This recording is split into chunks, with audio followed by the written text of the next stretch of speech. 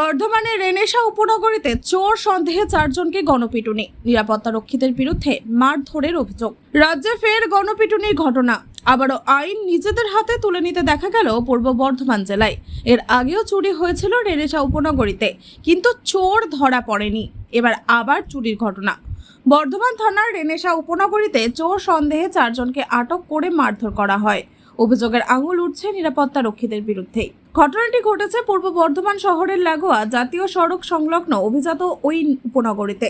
ঘটনার বেশ কিছু ভিডিও ইতিমধ্যে সোশ্যাল মিডিয়ায় ভাইরাল হয়ে গিয়েছে।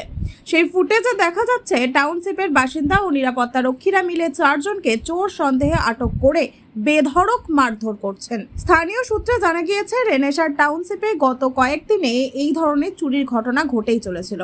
শুক্রবার 4 জনকে হাতে নাতে ধরে ফেলে নিরাপত্তা রক্ষীরা। এরপরেই ঘটে এই গণপিটুনির ঘটনা।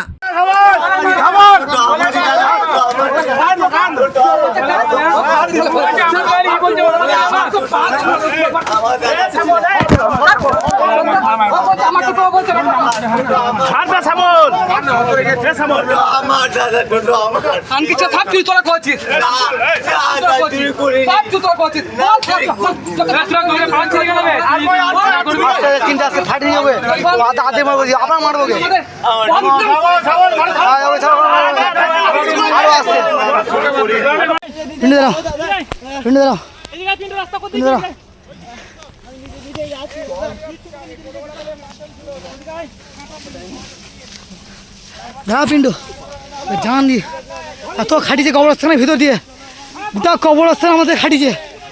হ্যাঁ, পবিত্র কবরস্থানের ভিতর ঢুকিছে আমাদের পিন্টু। আমরা সব ছেলেরা বিরাট মেহনতে, এরা যত রেনেসার চুরিগুলো এরা সব করে। রাত 12টা 1টা চুরি এরা সব করছে, খবর আছে আমাদের।